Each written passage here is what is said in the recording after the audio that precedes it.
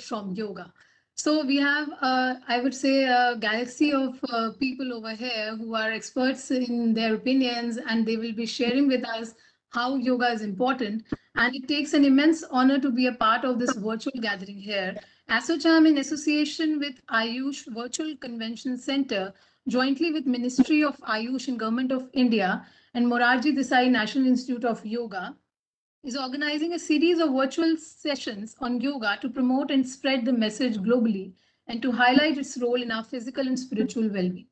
So we cannot, none of us can say that yoga has not been helpful or has not benefited anybody during this pandemic, or even as we speak about our general well-being all throughout. So it's been, I would say, an increased understanding or consciousness that yoga is really helping people. And it's not just that people are having this perception because of the experience, but it's also science that has proved that this is actually benefiting us. So there have been a lot of clinical trials registered under CTRI, which have actually shown that yoga helps people with different comorbidities, or it has helped medications to show more effect when they are given concurrently with yoga. So there is, I would say, an imminent need that we practice this. So this Sunday session series has been inaugurated by Shri Kiran Rijiju, the Honorable Minister of State for Youth Affairs and Sports and Additional Charge Minister State of Ayush on 16th of May 2021. The message of Be with Yoga, Be at Home will be central in the run-up to the upcoming International Day of Yoga 2021. This Sunday session series will continue till 13th of June 2021, which will happen on every Sunday at 10 a.m. onwards on different themes related to yoga. So like today's theme is centrally focused towards how yoga helps in related to women health. So the focus of this session today is the role of yoga in women health. Yoga does more for women than just make their bodies supple. It lends balance to the mind and nourishment to the soul. That is why women should not consider yoga as another chore on their overloaded schedule, but as a necessary activity that will help them handle their other obligations optimally. So with this, we are delighted to have Brahmakumari ji Shivani ji today, Professor Satya Lakshmi, Mr. Vikram Singh, and Dr. Blossom Kocher with us, along with all other stalwarts who are going to express their views related to the topic, Dr. Kanika, Dr. Ratna Bali, and Mr. Nimei. So I would like to now invite the Dr. Blossom Kocher, Chairperson Aroma Magic, Co-Chair ASSOCHAM Empowerment Council, for her opening remarks. So Dr. Kocher, as we know, has over 35 years of experience and is a pioneer in the field of aromatherapy. She is the chairperson of Blossom and Kocher Group of Companies. She is a co-chair for Beauty and Wellness Sector Skill Council and Indian president for the organization of Mondial Coiffure. Bestowed with her many awards, Dr. Kocher is currently working with Delhi government for her entrepreneurial programs. So I welcome you, ma'am, and please enlighten us with your thoughts. Good morning. It's a real pleasure to be here. And it's such a pleasure to have here with us such an esteemed panel. It is wonderful to see that ASSOCHAM, with the Ministry of Ayush, is organizing Sunday discussion series on yoga. Yoga is an ancient science of India and well accepted in many countries and provides many health benefits. Today's topic, yoga, essential for women's health, I believe will impart good knowledge to women. Women are everywhere and in every field. Many women, along with their work, are taking care of their family and kids. Also, being a homemaker is a full-time job. Today, we will be focusing on how yoga is helpful for every woman and which asanas would be helpful for women in the current scenario. Me being a woman and practicing yoga for, I think, 35 years and over, you'll find in fact, from a little girl, I've been practicing yoga. I have found that it is the most holistic form of exercise because you are looking after your body, not just external, but internal also, because it definitely massages your organs, internal organs, and that's how it helps with the, with diseases and keeps you really fit. Apart from that, we have pranayam, which increases our oxygen, helps, really helps your brain power, your heart, and it's wonderful. Then we have meditation. Now, meditation is something that I highly recommend, especially at this time, because of the stress factor. And meditation is going to help your stress, and it also definitely helps depression, and it's wonderful. So it works on the, and of course we have the spiritual side also. So yoga works on the body, physically, mentally, emotionally, and it also works on your mind intellectually. It helps you to focus. Yoga is, for me, one of the best things that could have ever happened to a woman, and especially at this time. And many conceiving mothers are also getting infected in the COVID period. I would like to request speakers if they can put some light on this and how yoga will be helpful. Also, if you could put some light on also a bit of diet, food, and what they should do, because it is a very precarious thing for them, definitely. And most essential, working women who are taking care of their families are in great stress. We would try to address this in today's session. One can cure any illness from yoga, especially when it is a lifestyle disease or a chronic disease. Women should focus on yoga to maintain their health and overall well-being. And now I'm going to hand it over to this wonderful panel to tell us all about yoga. It's going to be amazing. Thank you. Thank you so much, ma'am. Really, I would like to extend a warm welcome to you for today's session. Now, next, I would like to invite Mr. Vikram Singh, Director, Ministry of Government of Ayush, for his welcome remarks.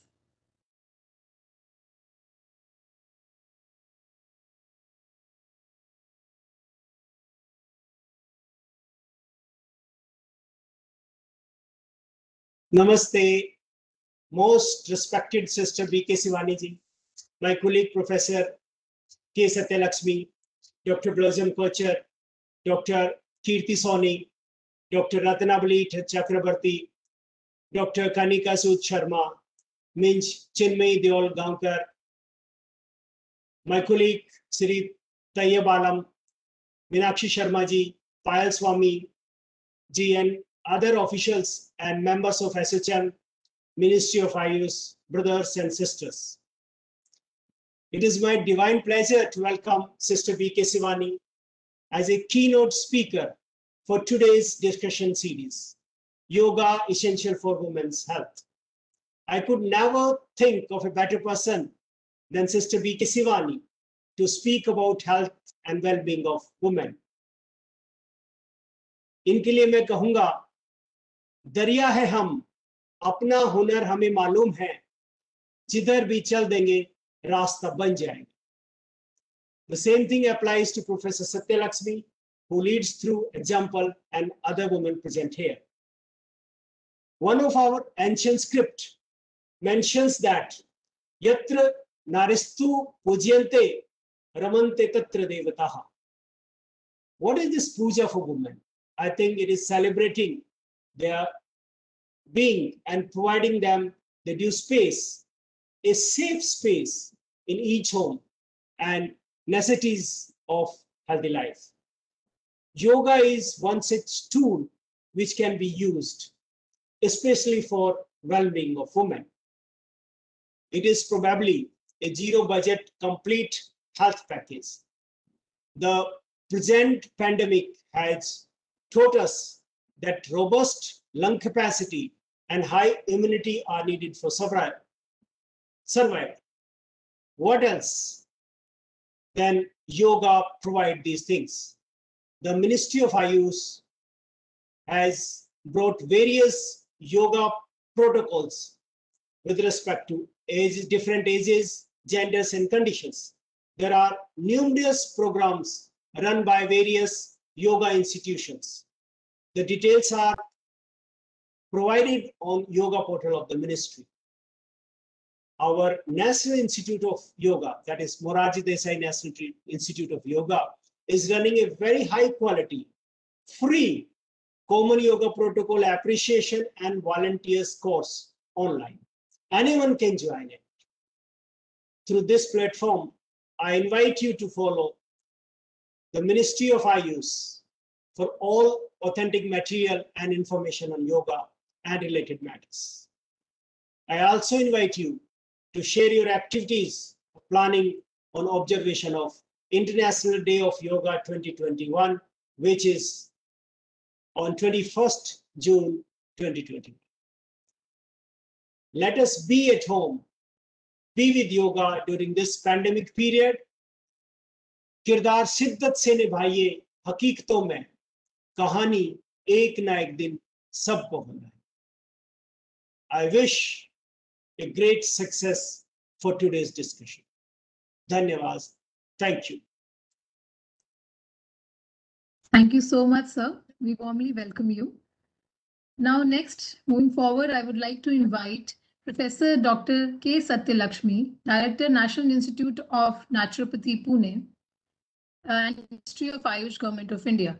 She has 30 years of clinical teaching, research, and administrative experience in her various capacities. She is the chief editor of a monthly bilingual magazine in Pune. She is a member of National Board for Promotion and Development of Naturopathy and Yoga under Ministry of Ayush and Government of India, and a technical expert at NABH. She has presented various papers on naturopathy and yoga and participated in various television and radio talks, and her recent awards include an award for excellence in health services from Government of Telangana State. She has also received Healthcare Excellence Award 2017 from Honorable Shri Devendra Fadnavis, Chief Minister of Maharashtra State. We welcome you, ma'am. Please go ahead and enlighten us with your thoughts today. Thank you. It's nice to be with such a distinguished panel, and it's my pleasure and privilege to share some of my views on yoga, which I've been practicing as a yoga practitioner and as a yoga professional, and also as a yoga professor. And yoga has something to offer to everyone. So now when we are talking about women and how yoga is going to women in a, setting her completely taking charge of various roles that she is doing day in and day out, I would start with the first benefit that women get is body structural alignment. In our day-to-day life, we bend. Most of the women do a lot of working, bending. But in yoga, there is a principle. Every forward bending has to be followed by a backward bending. But in day-to-day life, that is not followed. In our activities, that is not followed. Thereby, lot of stress is caused, acute stress is caused on certain organs, joints, and that is telling on their health in later age. So yoga sets that right. So that's the first benefit is a proper alignment of spine and all other body parts. So that is the first benefit. And then, as already mentioned by Kochhar Madam, so you get naturally properly ventilated internally. So the ventilation occurs because the respiration becomes much better, and the optimal utilization of air that goes into the system what we call, it creates an artificial oxygen debt. And this spirals into a set of activities wherein your breathing becomes more robust. And on a regular basis, if you do it, it becomes much more robust, and your breathing becomes deep and then slower. The slower, the better. But then this is possible only when you do it on a regular basis. Then comes that in turn will result in a better basal metabolic activity. So all the metabolic activities that are taking place at cellular level, from organ, now we are going to cell level. At cellular level, this breathing that takes place will make your cell more active. And that is what is called a wisdom of its own at cell. And that starts working. That is the beauty which, it is still under investigation. And now people are talking about biology of belief, molecular, emotional access, and the mechanisms that are working at cellular level are being now very well studied. And that is well understood now, that the more you practice yoga on a regular basis, the neuroplasticity will make you, have the benefits of prolonged period. Why I'm saying again and again practice, because people who come to us in our clinical practice, they say that they have learned yoga here, they have learned yoga there, and then they know about yoga. But knowing is not enough. Doing is more important. So, jnanena iti,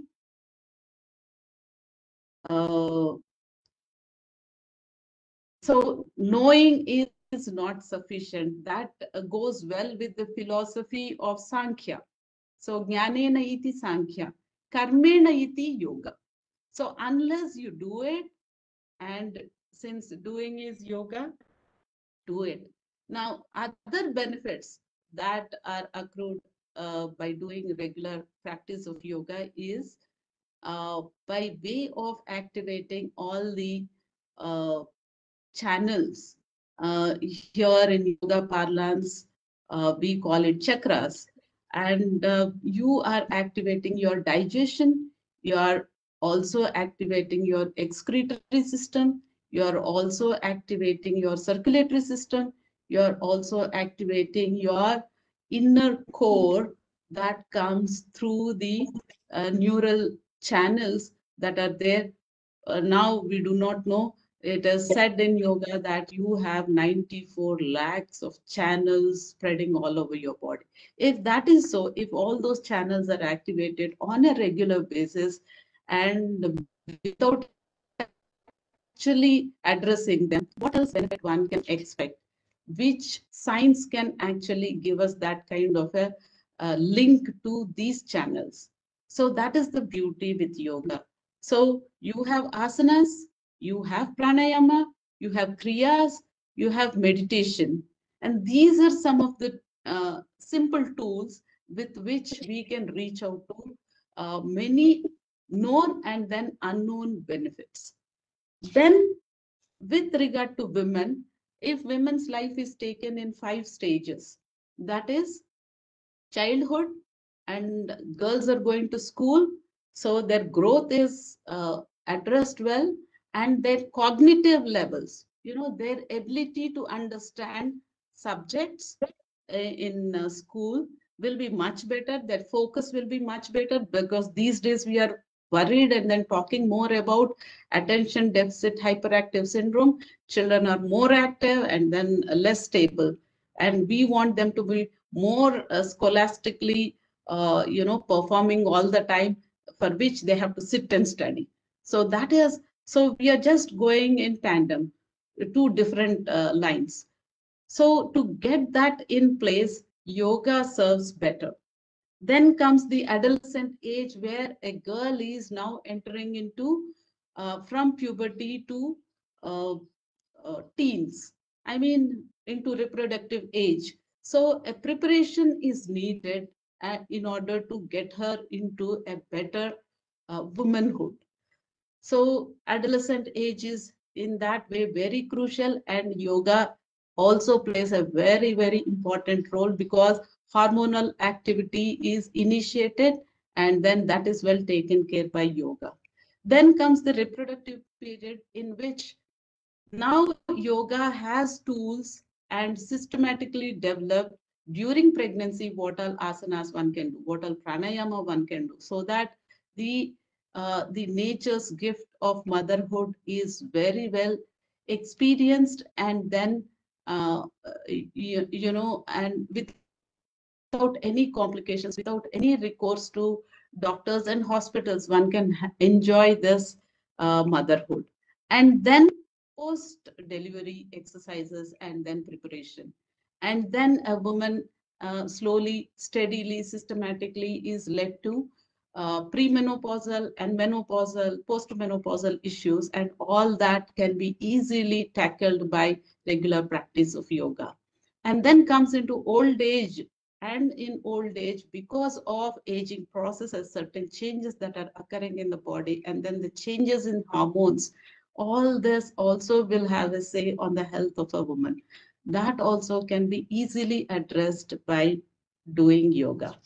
And these are some of the benefits. And as rightly mentioned by Shri Vikram Singh ji just now, and this year Yoga Day is going to be observed. This year we are not in a mood to celebrate, so we are observing International Day of Yoga with this message to people that please practice common yoga protocol. The common yoga protocol that is designed by Ministry of Yoga 5 years back, you know, when we first started this International Day of Yoga in 2015. And these are some set of asanas and pranayama and a simple prayer. Anybody with or without any health complaints, without any age restrictions, can easily put them into practice. Please download, and they're there. There's so many videos are available. Please do this, or any nearby yoga institute one can refer to. These common yoga protocol suits everyone. And this year the message is, since we cannot go out and then show our interest in yoga by doing yoga together, let us do yoga at home. And be with yoga, be at home. That is the message for this year yoga. I once again thank ASSOCHAM for giving me this opportunity to share some of my ideas through the Ministry of Ayush. Thank you. Thank you so much, ma'am. That was really insightful. So you have correctly reiterated on the point that knowing all that we can do, it's important that we practice it and make it a discipline. So thank you so much for your thoughts.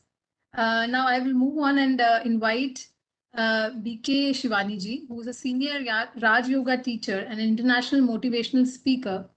She has been 22 years. Her practical application of spiritual principles on TV programs available over 13 years has empowered people to overcome the issues of emotional distress, depression, and relationship conflicts. In March 2019, she was awarded the prestigious Nari Shakti Puraskar, the highest civilian honor for women in India, for her role in transforming human behaviors. She has been appointed as a Goodwill Ambassador by the World Psychiatrists Association. She is an electronic engineer from Pune University. We welcome you, ma'am.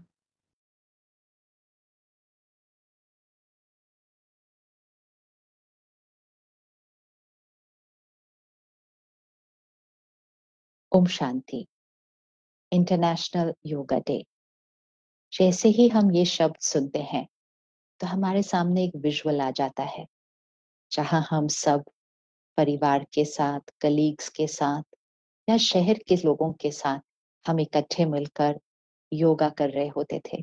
सिर्फ उस खास दिन पर नहीं, लेकिन हम में से मोस्ट ने अपनी लाइफस्टाइल में योगा को अपने जीवन का एक हिस्सा बना लिया है।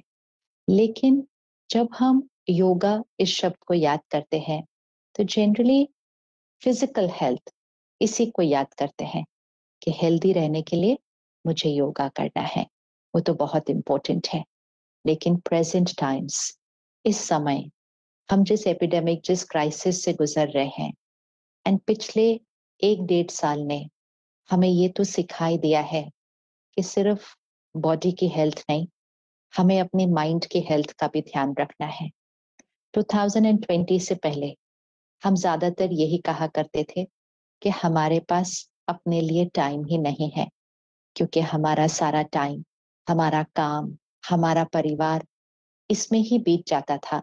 तो अपने लिए टाइम निकालना ये तो इम्पॉसिबल लगता था। और अगर अपने लिए टाइम निकालते भी तो फिजिकल हेल्थ का ध्यान रखते। मन का ध्यान रखना है ये तो कभी सोचा नहीं था, क्योंकि हमें लगा मन में जो चलता है वो तो सिचुएशंस और लोगों पर डिपेंडेंट होता है। अगर सिचुएशन सब परफेक्ट हैं, लोग सब अच्छे से बिहेव कर रहे हैं, अच्छे से काम कर रहे हैं, तो यहाँ तो सब ठीक ही रहेगा। और अगर यहाँ ठीक नहीं है तो यहाँ ठीक कैसे हो सकता है?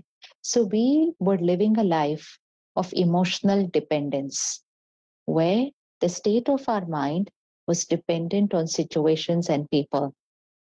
We are now ready to become Atmanirbhar. We said we want Atmanirbhar Bharat. What a beautiful intention. लेकिन आत्मनिर्भर भारत बनाने से पहले हमें आत्मनिर्भर खुद बनना पड़ेगा। And आत्मनिर्भर means self-reliant, independent, yeah, not emotionally dependent. Because when we are emotionally dependent, our emotional stamina, our emotional fitness, our emotional health starts depleting. And if we are not able to take charge of it, अगर हम उसका ध्यान नहीं रखते हैं, तो वो emotional health धीरे धीरे डिप होते होते कभी कभी एक मेंटल हेल्थ इश्यू भी बन जाती है। और इस पिछले 1 साल में हमने देखा है कि depression, anxiety disorders, panic attacks ये बहुत सारे बढ़ गए। हम में से बहुत अभी सोचेंगे नहीं, मुझे इनमें से कुछ भी नहीं हुआ। बहुत अच्छी बात है, लेकिन अपनी चेकिंग करें।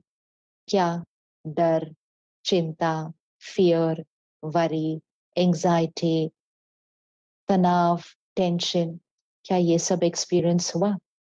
अगर कुछ घंटे, कुछ दिन के लिए होता फिर भी मन हैंडल कर लेता, लेकिन अगर 1 साल से ज्यादातर वो वाली इमोशन एक्सपीरियंस हो रही है, सो ये माइंड उसके साथ कोप कैसे करेगा? तो इस साल हम सिर्फ फिजिकल हेल्थ को नहीं, अपनी इमोशनल एंड देयरबाय अपनी मेंटल हेल्थ को भी प्रायोरिटी बनाते हैं। ये बहुत बहुत जरूरी है। उसके लिए फर्स्ट स्टेप है इमोशनल इंडिपेंडेंस। इमोशनल इंडिपेंडेंस कि हमारी थॉट्स, हमारी फीलिंग्स, हमारी इमोशंस हमारी अपनी चॉइस है। ये सिचुएशंस और लोगों पर डिपेंडेंट नहीं है। हम अपनी जीवन ऐसे नहीं जी सकते कि मुझे गुस्सा आया क्योंकि उन्होंने काम पूरा नहीं किया, मुझे हर्ट हुआ क्योंकि उन्होंने ठीक से बिहेव नहीं किया, बात ही इतनी बड़ी थी तो चिंता तो होनी ही थी। When we are blaming that everything that's going on in my mind is dependent on people and situations, जब हमें ऐसा लगता है तो हम सिचुएशन निर्भर हो जाते हैं, हम लोग निर्भर हो जाते हैं, हम आत्मनिर्भर नहीं होते हैं।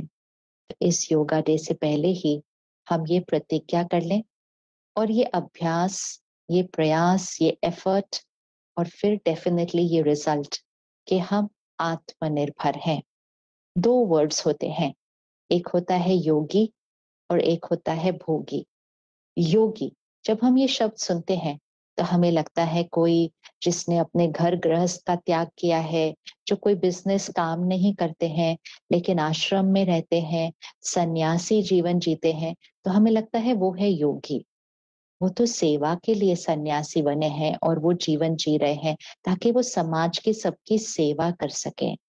लेकिन योगी तो हम में से हर एक हो सकता है। तो योगी is an attitude. It's not what we are doing outside, whether we are doing business or whether we are living in an ashram. That is not yogi. Yogi is a way of living here. योगी एक सोच, योगी एक वृत्ति, एक attitude, योगी एक जीवन जीने का तरीका है। और दूसरा वर्ड है भोगी। भोगी मीन्स सफरिंग, मन से सफर कर रहा है, उलझा हुआ है, परेशान है, मन सुकून का अनुभव नहीं करता है, हलचल में ही रहता है, शरीर में कोई ना कोई ऊपर नीचे होता रहता है, रिश्तों में भी टक्कर होती रहती है, मेहनत काम बहुत करता है लेकिन कंटेंटमेंट नहीं है, संतुष्टता नहीं है, तो इसको कहेंगे भोगी जीवन। सो yogi jeevan, bhogi jeevan. So what is yogi life? A meditative lifestyle.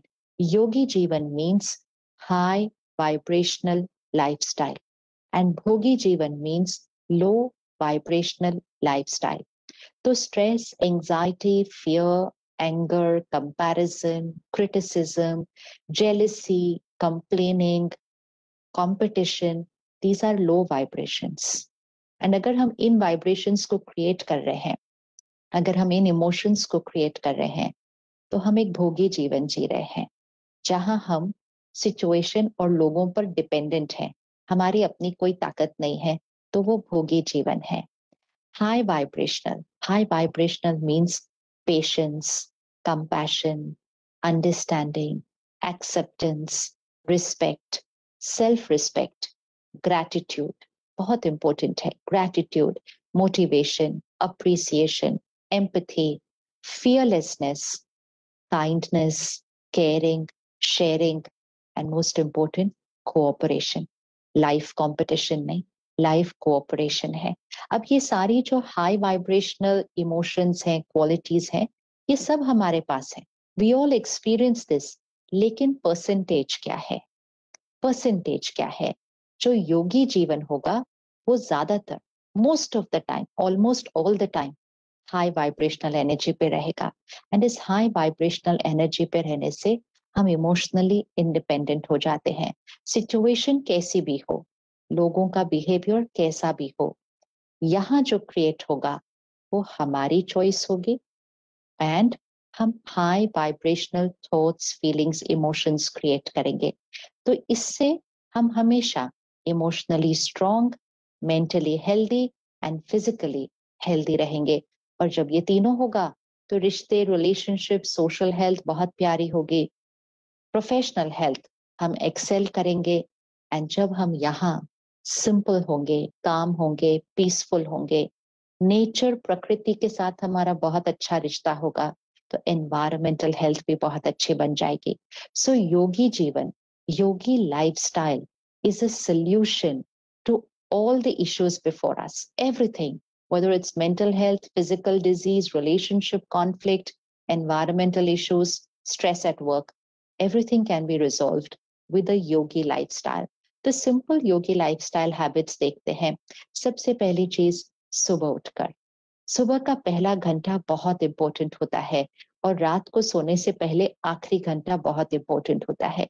पिछले कुछ सालों से हमने क्या कर दिया, हम काम में इतने व्यस्त हो गए, इतने बिजी हो गए कि सब कुछ काम के अराउंड रिवॉल्व करने लगा कि जैसे जैसे हमारा काम होगा उस टाइम पर हम फिर सोएंगे, उस टाइम पर हम खाएंगे, काम के हिसाब से हमारा सोने का पैटर्न, खाने का pattern, everything in our lifestyle started revolving around our work timing. So we were sleeping according to work, we were waking up according to work, we were eating according to work. अगर ऐसा करेंगे तो फिर balance नहीं रहता है। सो योगी lifestyle के लिए सबसे पहले इंपॉर्टेंट जो है वो है अच्छी नींद, good sleep hygiene. That's why it is called योग निद्रा। स्लीप इज ऑल्सो कॉल्ड योग। तो बहुत बहुत इंपॉर्टेंट है कि हम राइट स्लीप लाइफस्टाइल बना लें, which means early to bed, early to rise. Remember, makes a person healthy, wealthy, wise. So the best time to go to sleep, yogi sleep, is latest by 10 p.m. If we sleep by 10 p.m., then 10 p.m. to 2 a.m., 10 बजे से 2 बजे तक जो ये 4 घंटे होते हैं, इसमें हाईएस्ट एनर्जाइजिंग होती है माइंड और बॉडी की। तो हमें 10 बजे तक जरूर सो जाना चाहिए। 10 बजे सोने के लिए हमें कम से कम 8 बजे अपने काम से डिस्कनेक्ट हो जाना चाहिए, which means disconnect from work communication once you are at home. Most of our health issues of the mind and the body are because the mind is fatigued. मन इतना थका हुआ है इसीलिए मन में शक्ति नहीं है सिचुएशंस को फेस करने की, और जब मन थका हुआ होता है, परेशान होता है, तो शरीर की हेल्थ पर तो अपने आप असर पड़ जाता है। So emotional fatigue, tired mind, इसका ध्यान रखना है। तो सोने से 2 घंटा पहले हमें अपने वर्क कम्युनिकेशन से डिस्कनेक्ट करना है, which means no work emails, no work messages, no business phone calls. No, we are at home. We are at home, we are our family, with our own self, even in our mind, not just physically. Then, 1 घंटा पहले, so by 8 o'clock, we disconnect from work communication. By 9 o'clock, we disconnect from all other media. हम रात को सोने से 1 घंटा पहले दुनिया का समाचार, वर्ल्ड न्यूज नहीं कंज्यूम करते हैं। हम कोई ऐसी मूवी, कोई ऐसा सीरियल, कोई सोशल मीडिया पोस्ट, कोई डिजिटल प्लेटफॉर्म से ऐसा कुछ नहीं कंज्यूम करते जो हमारे माइंड को स्टिम्युलेट करता है, हमारे माइंड को सुपर एक्टिविटी की स्थिति में लेकर जाता है। Just before going to sleep, जो 1 घंटा सोने से पहले होता है, हमें अपने माइंड को स्लो डाउन करना है, अल्फा स्टेज तक लेकर जाना है। तो सोने से 1 घंटा पहले हमें कोई अच्छी किताब, अच्छा म्यूजिक, परिवार के साथ बैठना, या जो हमारी हॉबी हो वो करना, लिखना, लेटर लिखना। रात को सोने का तरीका बहुत सही होना चाहिए, very very important to sleep right. और फिर जस्ट सोने से पहले 15 मिनट कुछ बहुत अच्छा कंज्यूम करना, कुछ बहुत अच्छा पढ़ना या सुनना, स्पिरिचुअल कंटेंट, क्योंकि emotional diet is what we watch, what we read, what we listen. जो हम सुनते, पढ़ते, देखते हैं, वो हम बनते हैं। तो अच्छी इमोशनल डाइट बहुत इंपॉर्टेंट है। 15 मिनट सोने से पहले एंड 5 मिनट सोने से पहले मेडिटेशन करके फिर हम अच्छी नींद सो जाते हैं। Deep sleep, not just how many hours but quality of sleep, deep sleep. और जो डीप स्लीप लेंगे वो सुबह जल्दी अपने आप उठ जाएंगे, उनको ज्यादा देर सोना नहीं पड़ता। We don't need to sleep so long that we are nowadays listening from our health care professionals, they are telling us to sleep longer because our lifestyle is not right. अगर हमारी भोगी जीवन है तो हमें 8-9 घंटे सोना पड़ता है, लेकिन अगर हमारी योगी जीवन है तो हम इतने घंटे नहीं सोते, 5-6 घंटे, एंड आप बहुत फ्रेश और एनर्जाइज्ड फील करेंगे। So actually we are going to save a lot of time if we start taking care of ourself. अपना ध्यान रखना शुरू कर लीजिए, बहुत समय बच जाएगा। तो रात को सोएंगे जल्दी और सही तरीके से सोएंगे, सुबह ऑटोमेटिकली जल्दी उठेंगे। 4 से 5 बजे के टाइम को ब्रह्म मुहूर्त, अमृत वेले का समय कहा जाता है। Highest vibrational time, highest creativity, intuitive power, उस समय उठेंगे। जब हम उठते हैं, पहला 1 घंटा दुनिया से नहीं कनेक्ट होना फोन के ऊपर। No emails, no messages, no communication of work, no social media handles, no world news, nothing in the first hour. पहला 1 घंटा ये ब्लॉटिंग पेपर, इसकी अब्सॉर्प्शन पावर हाईएस्ट होती है। तो सुबह का वो पहला घंटा अपने लिए होता है। तो सुबह उठकर सबसे पहले मेडिटेशन करें, फिर उसके बाद फिजिकल योगा करें, प्राणायाम करें, फिर उसके बाद कम से कम आधा घंटा healthy emotional diet, pure positive content, मन के लिए अच्छी खुराक जरूर भरें। ये सुबह और रात का टाइम बहुत बहुत इंपॉर्टेंट होता है, जिससे इमोशनल और मेंटल हेल्थ ठीक रहती है। और फिर सारा दिन में एक योगी जीवन की तरह बिताएं, विच मीन्स सही तरह से बिहेव करें। गुस्सा करना, चिढ़ना, रिएक्ट करना, लोगों से जेलस होना, ये हमारी इमोशनल हेल्थ को डाउन करता है। लोगों से कंपैरिजन करना, लोगों से आगे जाने के लिए कुछ भी करने के लिए रेडी होना, अपने काम में, अपने बिजनेस में ज्यादा पैसा कमाने के लिए अपनी वैल्यूज एंड प्रिंसिपल्स पे कॉम्प्रोमाइज करना। योगी jeevan means highest values, principles and ethics, इतने हाई जो आजकल के लोग कहेंगे ये तो नॉर्मल नहीं है। लेकिन जो आजकल का नॉर्मल है वो भोगी जीवन है। हमें वो वाला नॉर्मल नहीं क्रिएट करना। New normal is the high vibrational lifestyle. So काम करने का तरीका, बिहेव करने का तरीका, पैसे कमाने का तरीका, the money needs to be earned right for a high vibrational lifestyle.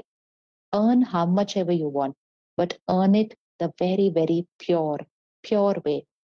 in which everything that you do is for the benefit of others. दुआएं कमाएं, blessings कमाएं, तो ये योगी जीवन है। और आपका भोजन, आपका खाना, आपका अन्न वो हमेशा सात्विक होना चाहिए। जैसा धन वैसा अन्न, वैसा मन वैसा तन, चारों का कनेक्शन होता है। सो पैसे बहुत क्लीन एंड प्योर, अन्न भोजन सात्विक, vegetarian, home cooked food, cooked and eaten the right way, in a very, very pure, positive state of mind. No phones and TVs while eating, no business conversations, business meetings while eating, beginning with gratitude, beginning with your little prayer, energizing your food and water. योगी जीवन का खाना और पानी भी emotional और mental health और physical health को nourish करता है। बस बहुत सिंपल, छोटी छोटी बातें हैं, सिंपल लाइफस्टाइल है और हम सबको ये लाइफस्टाइल पता है। बस इसको आज से करना शुरू कर दे तो 21 जून से पहले ही हमने ट्रू सेंस में yogi jeevan, a meditative lifestyle, a high vibrational lifestyle, ये हमने लीड करना, जीना शुरू कर दिया होगा। Om Shanti.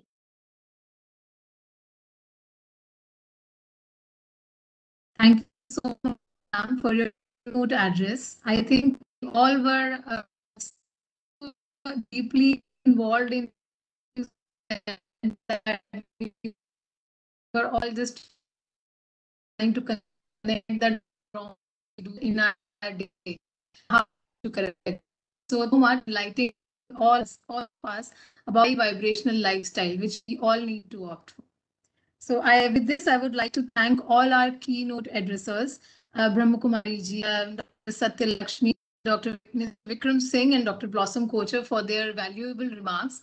And I cannot agree more that how all of this is important, and how whatever information that we are sharing right now is so important, and it plays a great role in all of our lives, not just helping us to cope with the pandemic, but also to maintain a very good lifestyle throughout. So with this, I would now like to invite our speakers for today will be sharing their valuable thoughts with us. So first, I would like to invite Dr. Ratna, who's consultant in OBS and Gynae. She's an infertility specialist and director at MAGS Medical and Research Center. She was a former professor in Department of OBS and Gynae, MGM Medical College, Krishnaganj. She's currently a consultant in OBS and Gynae in Columbia Asia Hospital in Kolkata, ILS Hospital Kolkata, Bhagirathi Neotia Women and Child Care Center for delivery and gynae surgery, including laparoscopies. Her special interest area is reproductive endocrinology. Thus, she is running special clinics of infertility, PCOS, menopause, contraceptives. The other diseases of her special interest are recurrent pregnancy loss, bad OBS history, endometriosis, gynecological laparoscopy. I would like to invite you, ma'am, for your valuable address. And on this occasion, like we are discussing for women health, I think it's very important to know your thoughts. Please go ahead, ma'am. Good morning, everybody. Am I audible to, because I'm sitting in a hospital with a COVID ward just next by this room. And so I'm wearing the mask. Am I audible? Or I have to remove the mask? Yes, ma'am, you're audible. I'm audible. And thank you so much. Should I remove the mask or? No, it's okay. If you're in a hospital, I think you should wear it. You're audible now. Actually, there's a COVID ward just next to this room. Anyway. Yes, and thank you so much for sparing your time, ma'am. We really respect the devotion and dedication that you have, and you have spared the time in between your surgeries to address the people today. It's rather in the opposite way, because as I'm being invited over here, thanks to everybody, I get the opportunity to listening to others, especially in a subject which is so close to my heart. I tell you a few things that can, make you goosebumps. The recent studies show that throughout the world, almost 1.9 billion means starting with B, not M. They are overweight and 650 million are obese. And there is a difference between the two that I'll say. And almost 2.8 million people are dying due to death, due to the causes related to obesity every year. And we talk about India, we are trying to go ahead of everybody, and therefore we are trying also in this field. So today, more than 135 million individuals are affected by obesity in India. And obesity has got its own problems, side effects, and cause of mortality and morbidity. All of you know. It causes diabetes type 2, it causes a lot of cardiac events, heart attacks, strokes, and it causes a lot of cancers. The colon cancers in female, it causes breast cancer. It is a reason for breast cancer, the endometrial uterine cancer, all sorts of osteoarthritis, so on and so forth. So taking this into account, when we are thinking about obesity, what are the reasons of obesity? When we try to find out, it's very easy. We are taking something more and we are not in the mode of expenditure. So we are not utilizing it. So it is getting deposited in our body. So increased food intake and less use of it, along with some environmental factors, some chemical factors, as well as genetic factors are involved in obesity. So to cure that or to prevent that, we have to just go in the opposite direction. As a doctor, I'm especially looking after the woman at every phase of woman's life today. Sitting in Calcutta and with my patients, I find obesity is affecting in every sphere of life. A girl came to me, 16 years old, a few days back, weighing 116 kgs. She is suffering from polycystic ovarian syndrome. And one of the main reasons of this is she is not doing any sort of physical activity. Not to talk of the COVID days, her mother complained that she was not doing anything, just studying, sitting in front of an internet, looking at her mobile, or watching TV. Never went out to a field or a park or to a playing ground, not doing anything at home. Now when I said that you have to do exercises, you go, it was a winter season, so I said easiest way to do, play 1 hour badminton or swimming during summer season. She said it is impossible because I have got extreme pain in both the knees. And x-rays have been taken, which shows that I have got osteoarthritis. I am told by the doctor not to walk. I'm damaging more of my knees. Now what to do with this girl? So this is not with her only. There are a lot of women who are, trying to conceive or who are at the age of 45, 50, 55, excessive weight, and they are very depressed. Due to obesity, they are suffering from a lot of diseases. There is a problem, they have got a physical image, which everybody says that you are fat. She knows that she is obese, not looking good. So there is a lot of depression, sometimes anxiety as well. And out of that, they are eating much. They are doing nothing because they are thinking that if I walk, my knees will be more injured. These are the cases where we have to give multi-therapy, of which number one is yoga. Because yoga, once we start, I actually divide yoga into 2 parts. One is the physical activities and one the mental exercises, as Sister Shivani has just now told. If you don't join these two, it won't happen. It's not a simple, freehand exercise that you do and it's done. So when we ask her to do, start with the yoga, simplest form, and not injuring her knees, it's very difficult for a 114 kgs weighing girl, to start with much vigorous physical activities. So starting simply with the yoga and asking her, because of her mental thing is absolutely, shattered. So asking her to gradually connect with higher, powers and whatever. There are a lot of things that we can discuss. So once we start doing that, gradually, of course, we have to give her a diet chart, we have to give her medications. And after some time, this obesity part is taken care of. She feels that her muscles are toned up, her joints are much better. She has lost maybe 6-7 kgs of weight. Now she can go on doing the proper exercises, even badminton, swimming, etc., etc. Second group of women who come to us at about the perimenopause and menopause, that is just before she entering menopause, when her hormone levels are ups and downs and causing a lot of psychological problems, physical problems. And this is the time when she has finished all her social responsibilities are starting, because her family responsibilities are almost over. The children have gone to school or college. She's feeling emptiness syndrome. So this is the time when she really wants something which can give her a physical agility as well as a mental fluidity. So at this point of time, really yoga helps. And in fact, when I was the president of Indian Menopause Society, we had came in a relationship with Ayush, so that regularly these 40+ women are being taught yoga over the classes, sessions we were doing.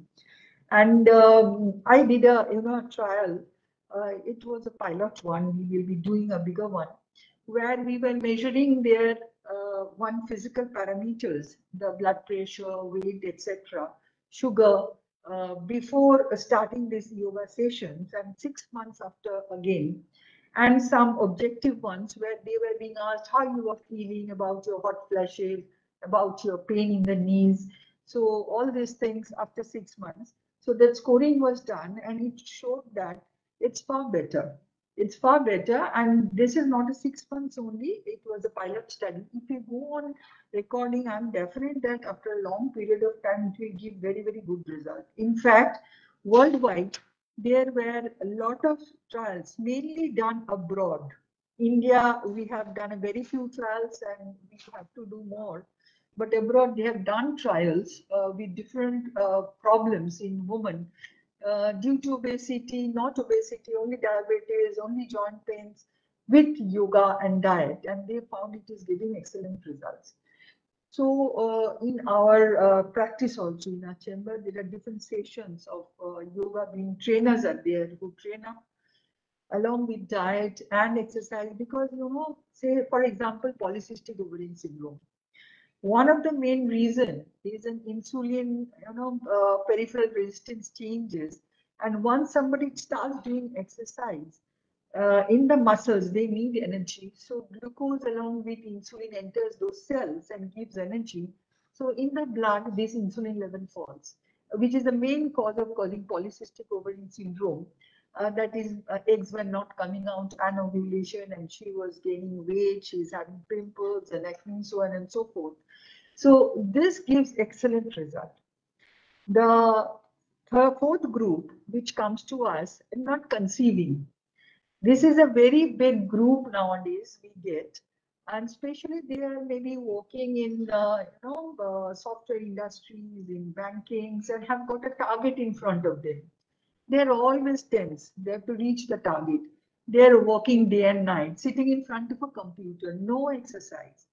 And in between, they're having coffee, some cookies, some cakes, and whatnot.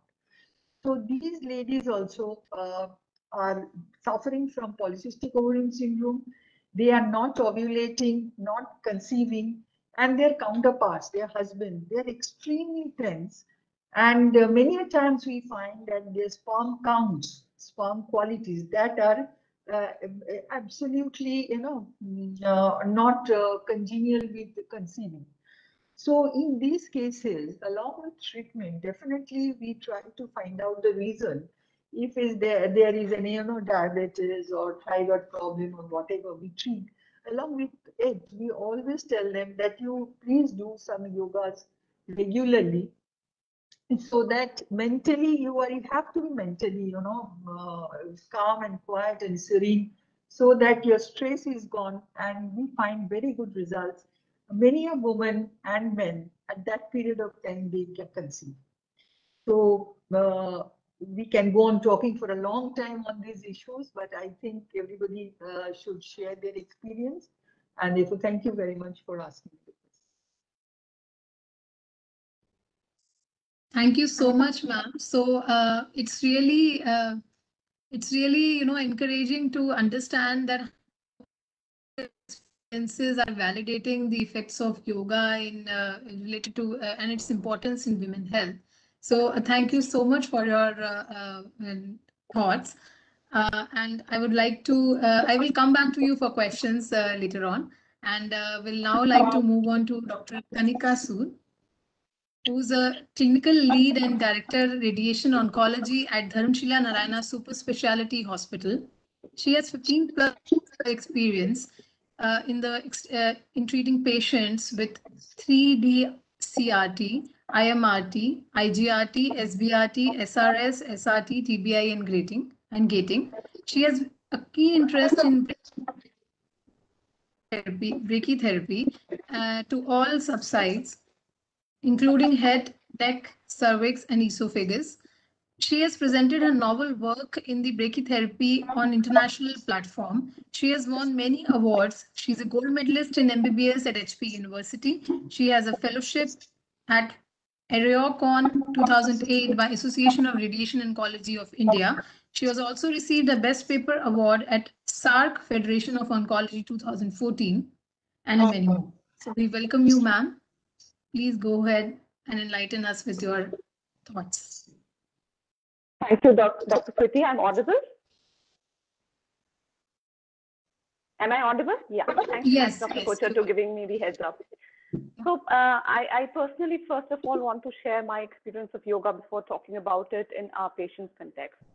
So I would say yoga is a lifestyle. And today, very rightly, B.K. Shivani said it's a high vibrational lifestyle. I think that is the new thing I picked up from her. So it is a lifestyle. It's not just about exercise. So I would say yoga has been with me ever since I understood the world around me, because being a daughter of a yogi, I have been practicing yoga ever since I was a child with my mother. There were times when definitely I did not follow because of my personal constraints, but there was something which I saw in the house right from the time I actually started having my Barbie dolls.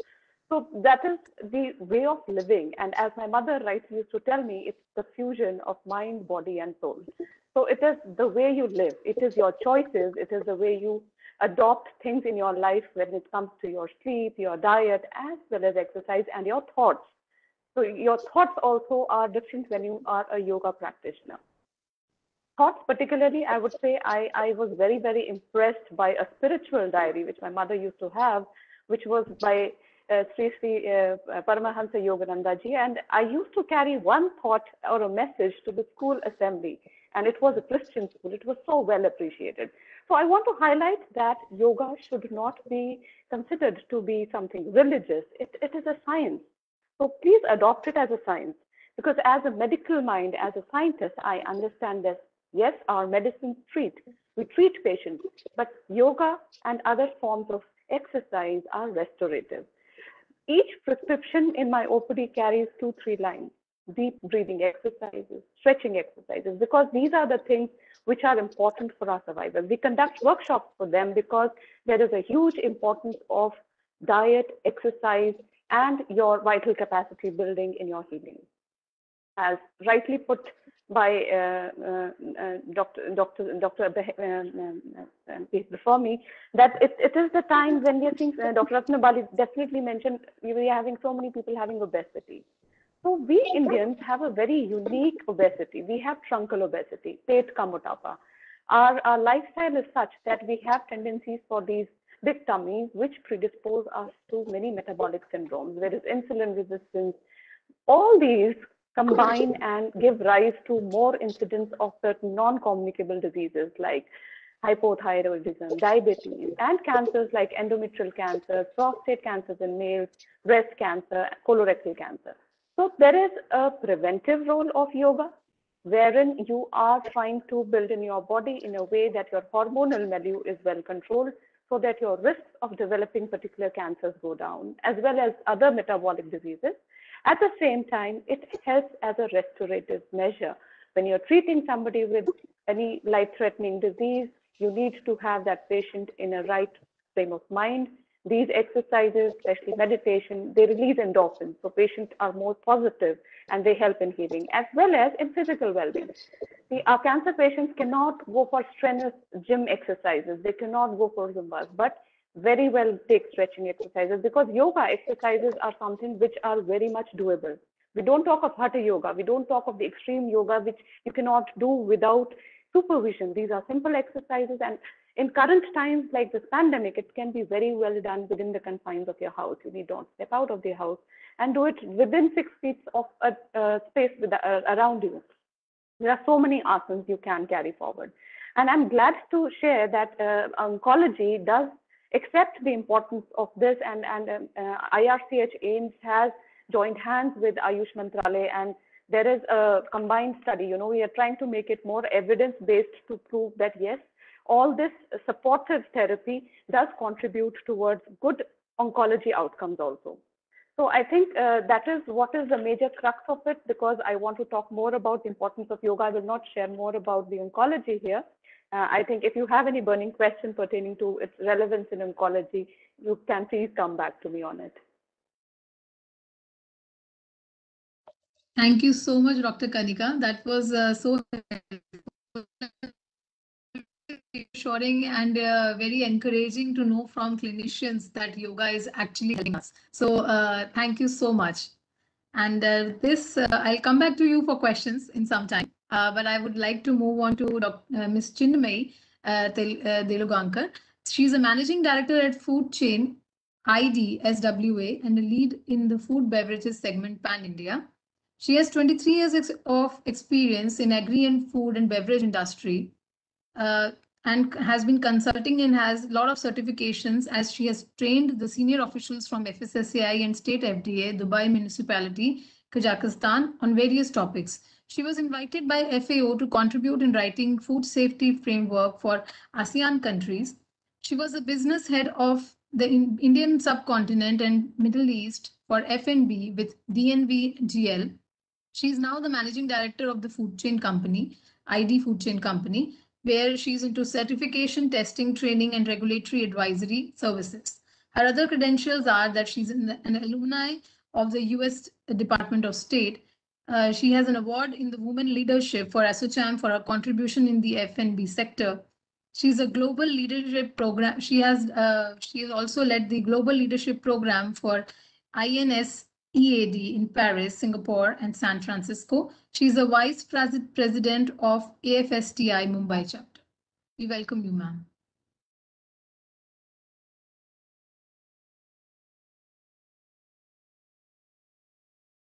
Yoga की बात जब हम योगा की बात करते हैं तो हमेशा पतंजलि के योग सूत्र शुरू में आते हैं.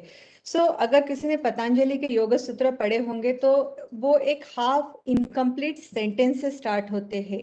And now yoga.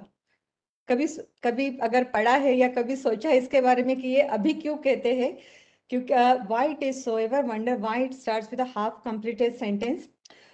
इसका रीजन ये है कि every human being lives in perpetual, मतलब कभी ना खत्म होने वाले स्टेट ऑफ इनसफिशिएंसी में. No matter what you are, what you have achieved, what you have, there is always some longing. And when this longing finds unconscious expressions, we call this greed, we call this conquest, we call this jealousy. But when this longing finds a conscious expression, we call this yoga. Let's be honest, जब हम योगा के बारे में सोचते हैं तब हमें क्या हमारे नजर के सामने क्या आता है? We imagine a body which is twisted in impossible postures, bone bending, muscle knotting, teeth gnashing, and so on. और सबके लिए या बहुत लोगों के लिए यही योगा है. But yoga is not an exercise. It performs a very deeper function. It performs a function of union of body, mind, and energy levels. Shivani जी ने सही कहा था. She has spoken about the various aspects, the mental aspects of yoga. So in my talk, I will restrict it to how food becomes an important element in making this union happen, the union of mind, body, and energy levels. So yoga pays much attention to food because what kind of food we put into our system has tremendous impact on what kind of body we have constructed. As they say, we are what we eat, right? So there is whole yogic or let's say Ayurvedic science behind what we eat, when to eat, how much to eat. The way we eat does not only decide our physical health, but also the way we think, the way we feel, and the way we experience our life. अगर चांडोक्य उपनिषदा के बारे में सुना है तो चांडोक्य उपनिषदा में food या अन्न को मन कहा गया है. So it says that food is a mind, you know, या mind is food in other way. So they both go simultaneously. So what it says is कि when we eat food, it gets divided into 3 parts. The first, the chorus part becomes the feces, the fecal matter. The second part, which is the medium part, it becomes the flesh, the bone, I mean our physiological parameter. And the finest part becomes our mind. Kaise? We have multiple doctors here and they would be knowing about these things. I don't need to explain on this. So we have serotonin, which is a neurotransmitter that helps to regulate sleep, appetite, meditate moods, inhibit pain, etc. अभी ये जो neurotransmitter है ये 95% is produced in our gastrointestinal tract. So stomach ठीक तो सब कुछ ठीक, स्टमक अपसेट तो एवरीथिंग गोस रॉन्ग.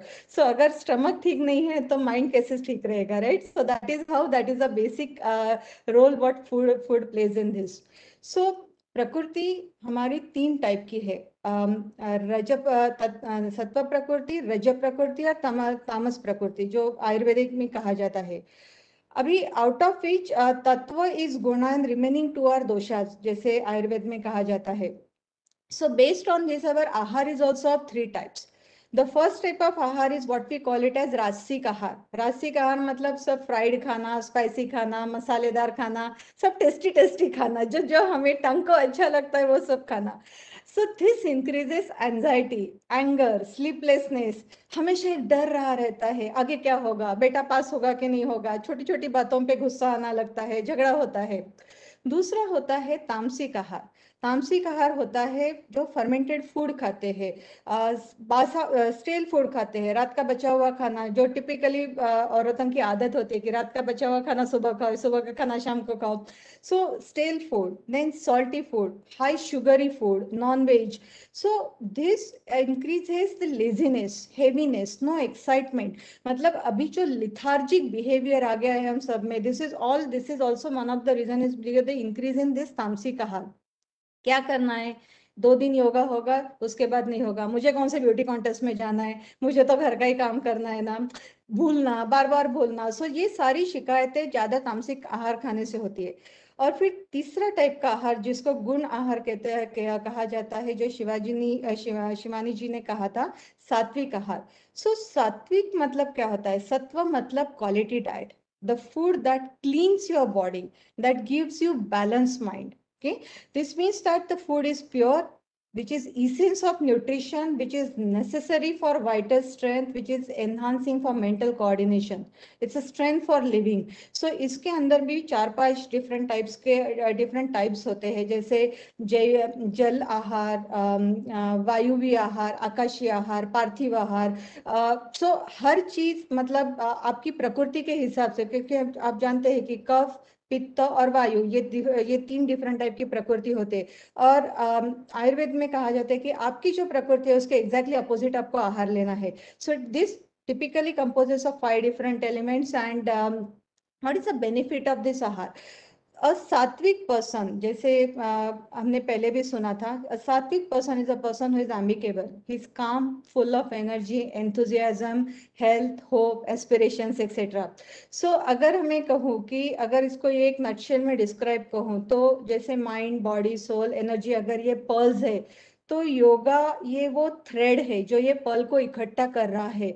और ये थ्रेड के जो जो दो आखिरी हिस्से है, जो टोक है, उसको जो गठान बनती है वो फूड से बनती है.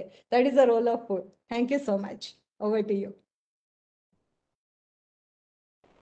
Thank you so much, ma'am. So I think that you have brought a very beautiful point, how gut and how the nutrition is important to maintain the overall lifestyle.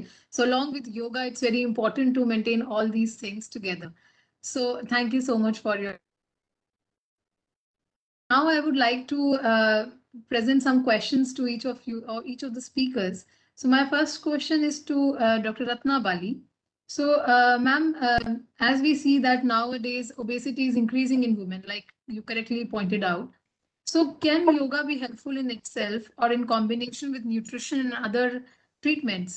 So, I would like you to advise us on that. Yeah, I have already discussed about this. So yoga definitely along with diet, and in some cases medicines as well. For example, in polycystic ovaries, we have to give medicine. A woman with obesity and is bleeding very heavily due to uterine lining becoming very thick, we have to treat. But these are really the thing we stress upon. Medicine is very easy to write and explain. It takes 1 minute time. But to explain about why we are asking for yoga, we have to, give some time to the patient to counsel. And we have got a separate counselor in my chamber who explains that why you are going to do it. And then there is a yoga specialist who talks about the yoga. If necessary, dietitian is there, talks about diet. So treatment cannot be just writing a prescription, which might have to do with because of there are dearth of doctors and there are a lot of patients in India. So maybe in hospitals and other places, but in the specialist chambers like ours, we always talk about, this yoga portion, giving special streets on it. When a mom comes with a polycystic ovarian syndrome patient, girl, daughter of hers, and says that she is not listening to me anything, she is, viewing her mobile phone till 3 o'clock in the morning, or she's studying 3 o'clock in the morning and then going to bed, and we are talking with the girl. She says, I cannot sleep at night. I'm thinking about whatever happened throughout the day. These are the girls who are trained with yoga, both exercises and meditation two together, and they give excellent results. The woman who comes at the age of 50 to 45 and says, I'm entering menopause, I'm having hot flashes, I'm very irritated, I'm anxious, I'm depressed, and I'm suffering from emptiness syndrome. There is nobody at home. What to do? So these are the women who they give an excellent result when we start yoga in them, exercise as well as meditation. There are a lot of women who come that I'm not conceiving, ma'am. I'm doing everything. I'm taking a lot of medicines. I'm doing exercises, doing a dieting, and I'm really harassed by my in-laws and my friends, everybody talking about the children, and I'm being very harassed. These are the women who, again, along with treatment, definitely we put onto the yoga regimen. They really score well. So there is scope of yoga, both physical yoga and meditation in every sphere of life in our practice with women especially. Thank you so much, ma'am. So it's all about alignment, as you said. We are reiterating on that fact that it goes along with all the therapies. So thank you so much. So my next question is for Dr. Kanika.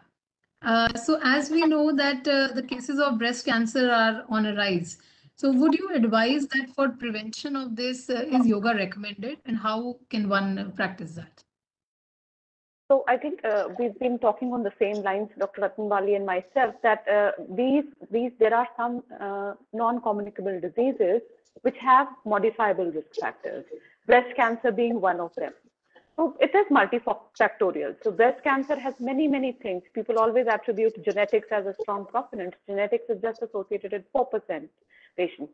Rest, there are some factors you cannot change. You cannot change your Vinaki, you cannot change your menopause, you cannot change many more things in your body. But there is one thing in your hand, that is your lifestyle. So as I previously mentioned, that there is obesity tendency in our country. We don't have big arms and thighs, we have truncal obesity. So truncal obesity is considered as one of the triggers for a lot of diseases like breast cancer. So if you can tackle truncal obesity and you have a non-sedentary lifestyle, which means that you are practicing at least, if I can give you a rough figure, at least 180 minutes of exercise in a week in any form, you are creating a good metabolism in your body. So you are trying to bring down your BMI. So we all have smartphones. You can calculate a BMI. If you're crossing beyond 25, you really need to work on it. If you have slightly between 22 to 25, you're just overweight. So don't track shapes and clothes. Every shape looks beautiful. Women always attribute weight with beauty. So beauty is here. So try to get a body weight which is physically comfortable to you. As mentioned, the more you weigh above 80 kgs, your knees start to hurt. So all these factors are those factors which again are predisposing to breast cancer. Your increased obesity and sedentary lifestyle can promote the already existing factors in your body. You already have genetics, you already have late marriage, late children, and then you are totally inactive. So these are the factors which will make you more predisposed. So definitely you can prevent by decreasing your risk. So yoga could decrease the risks by bringing in the right BMR in your body.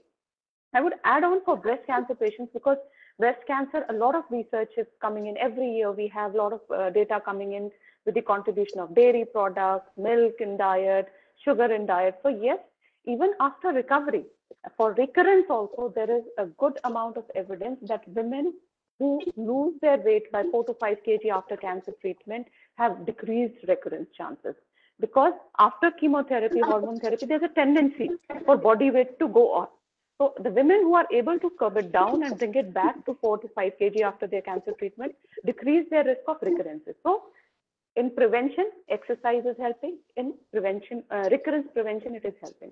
And as I told you, these women may not be able to do very, very strenuous and very demanding exercise. Yoga is definitely one very good way. For abdominal, I think there are good leg raising exercises. There are asanas which can take care of abdominal obesity. For shoulders, because when these women go for breast surgeries, most of them have dysfunctional shoulder movements because axilla has been dissected upon this. They tend to droop forward, that brings chest pain, backache, posture, stoops, all go wrong. Yoga, by stretching exercises, can also help women restore her structural alignment. And I think there can be no better means, at least for our patients. We have seen it on ground. Yoga really works for cancer patients very well. Fortunately, the workshops which they attend, they also follow. It's not that they just learn there and they go. We always have those feedback questions coming back to us. Am I doing it right? Is this the right exercise? And we may not be as fortunate as Dr. Ratnabari to have on-board coaches all the time, but I think I really am impressed, and it is giving me ideas once COVID goes down, that have somebody on board all the time to help us out to reach out to these patients. Over to you. Thank you so much, Dr. That is helpful. So now I would like to ask Ms. Chennameji that she's from food industry, and she is reiterated on the point that how sattvic ahar is important and how important is it not to take the stale food. So I would like to know from you that what kind of food that you suggest for females in the current scenario is, and also along with yoga. So what do you think can go along very well with in terms of the diet for the females? Okay.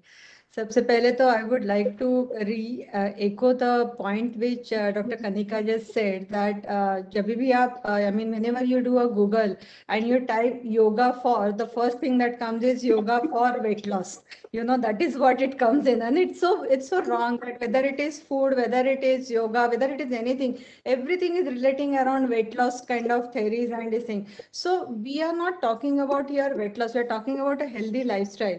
So as I was mentioning before that there are 5 different types of diets, you know, which is like you know, Jaliya diet, जैसे आप all fruit juice based diet ले रहे हैं, Agneya, that means something which is increasing the stage जो digestion में करे. So for example, आपको तीखा खाना है तो तीखे खाने में आप you don't put mirchi but you put black pepper. So black pepper will give more benefit than mirchi. So you can replace certain things if you have got a taste associated with that.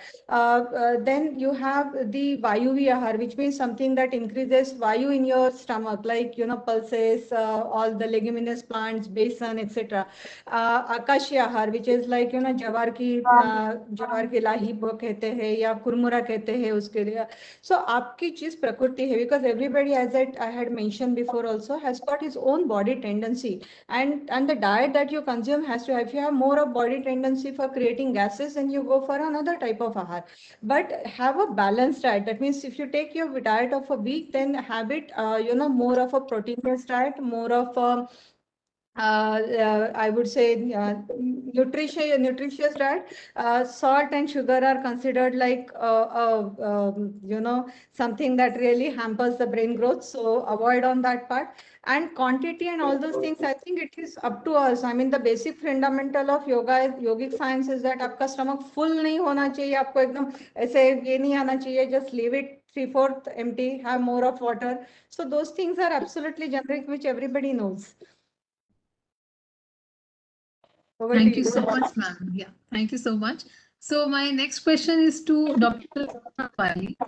So as you reiterated that you have come across several female of different age groups who have different problems. So you've seen the problem of PCOS, infertility. So my question over here is specifically related to infertility. That when women are not able to conceive due to infertility, what solutions do you think the yoga offers them in combination with the medicines? Yeah, this basically, it's a very important question because infertility has got many reasons. There are certain diseases which have to be treated either surgically or by doing IVF test to baby, so and so on. So this group is different. Another group is actually due to stress and strain.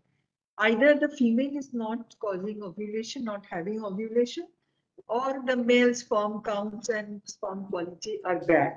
So these are the groups which they get a lot of benefit from doing regular yoga programs.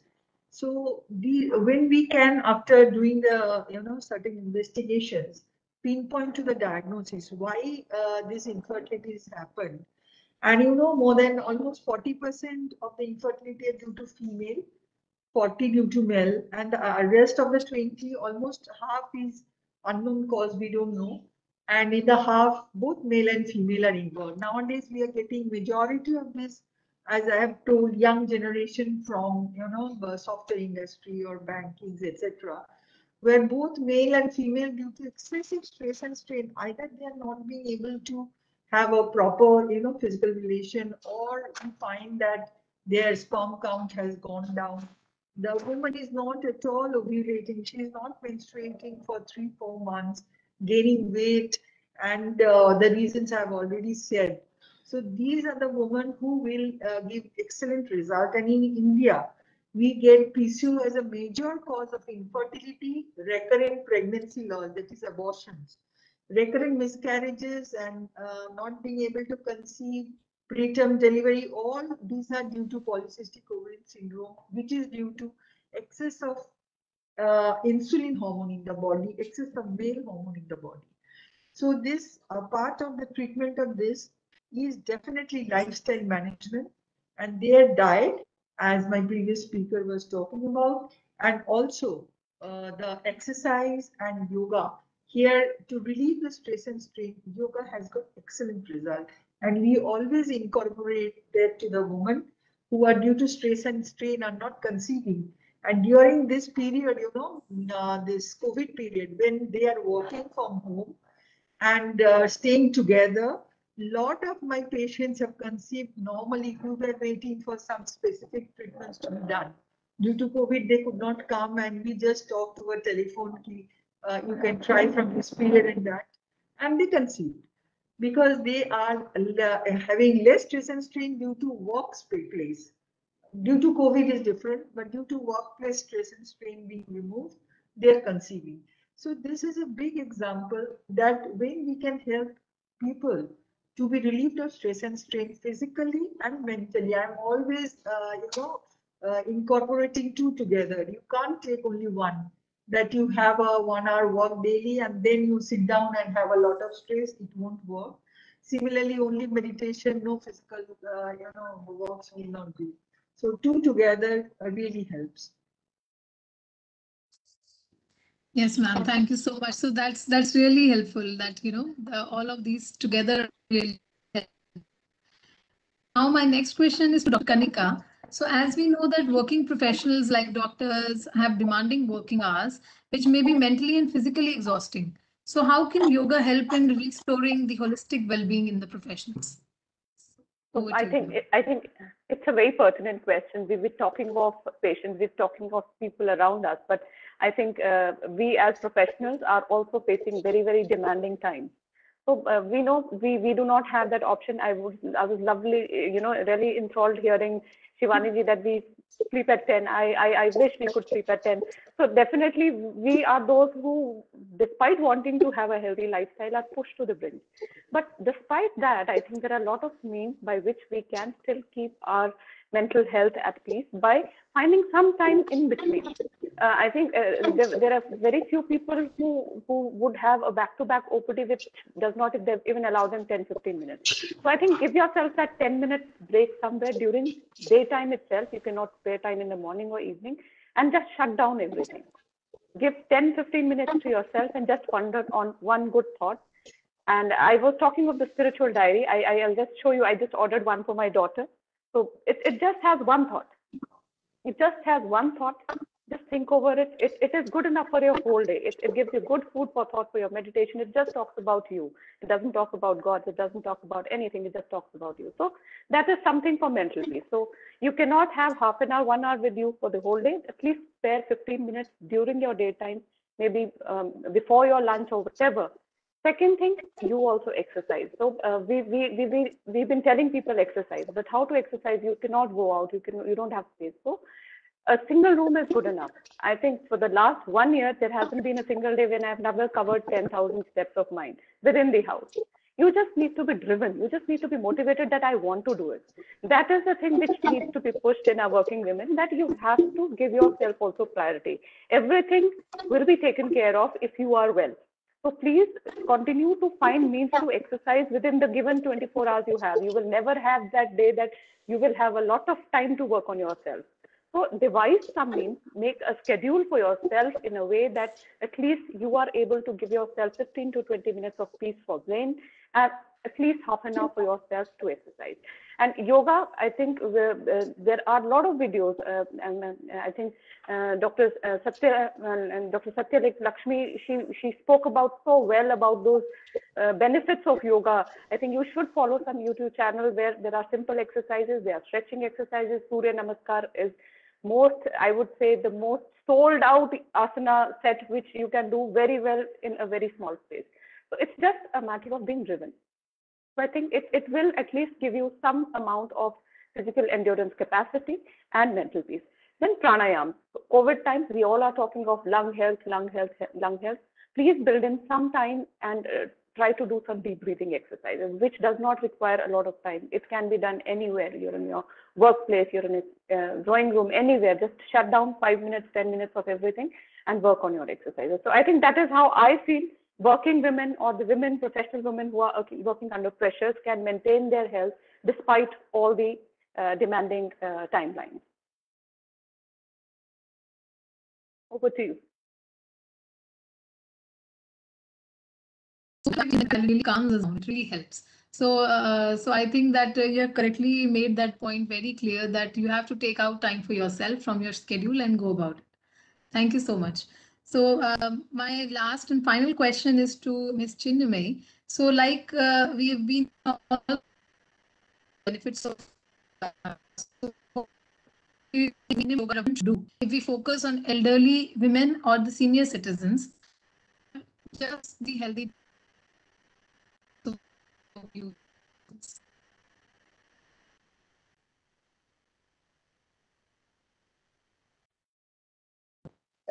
Yeah, thanks.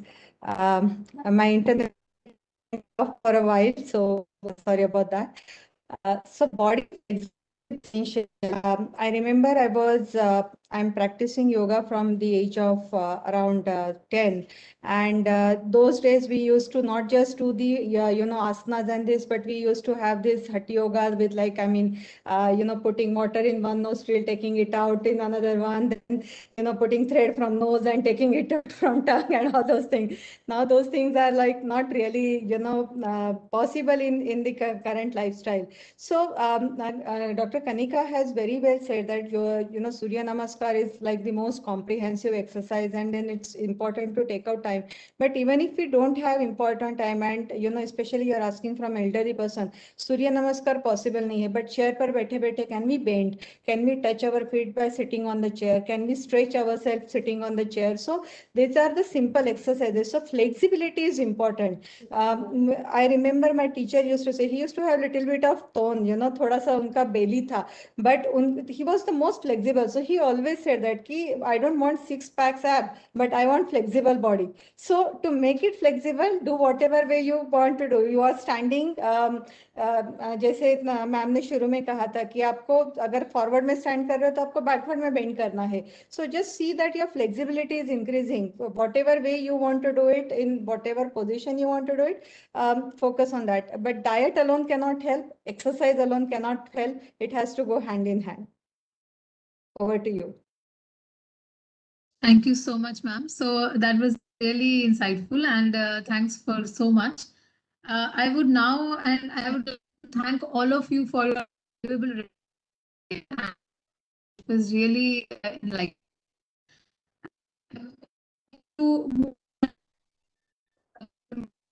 remarks from Mr. Tayyal, National Institute of Yoga, Ministry of Ayush, Government of India.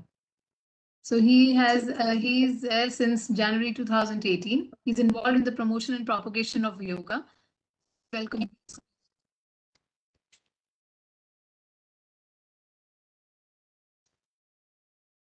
Respected Sister Shivani ma'am, Senior Raj Yoga teacher, International Motivational Speaker, Bharam Kumaris, respected Sri Vikram Singh sir, Director, Ministry of Ayush, Government of India, respected Professor K. Satyalakshmi, Director, National Institute of Naturopathy, Pune, respected Dr. Blossom Kocha, Chairperson, Aroma Magic, Dr. Ratnavali Chakravarti, renowned gynecologist, Dr. Kanika Susarma, Miss Chinmay ma'am, officials of Ministry of Ayush, Morarji Desai Institute of Yoga and SHM, media persons, and all my friends who have joined us from India and abroad for IDY Sunday discussion series on Yoga Essentials for Women's Health. आप सबको मेरा सादर प्रणाम. At the outset, I would like to place my deepest gratitude to respected Sister Shivani ma'am, Senior Raj Yoga teacher and International Motivational Speaker, Bharam Kumaris. We are honored, ma'am, for your gracious presence and sparing time out of your busy schedule for the event. Thank you very much, ma'am. I'm extremely thankful to respected Sri Vikram Singh, Director, Ministry of Ayush, Government of India, for his continuous support and cooperation to organize Sunday discussion series. Thank you very much, sir. I extend my thanks to respected Professor K. Satyalakshmi, Director, National Institute of Naturopathy, Pune, for sparing her valuable time.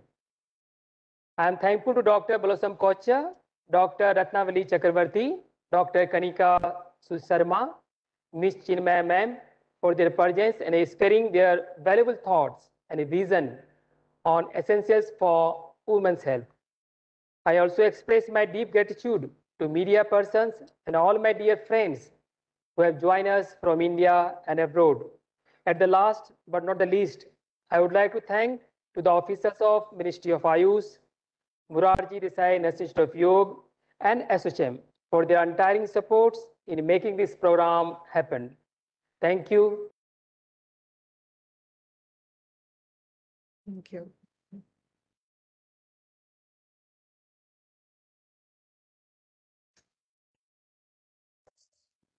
Thank you so much, everybody.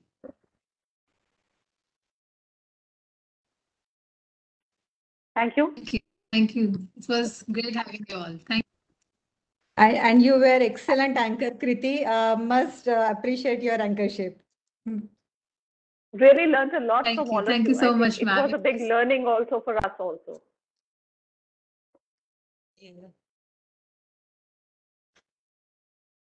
Thank you so much. Take care, everybody. Stay safe. Very good. Bye. Everybody. Thank you. Bye bye.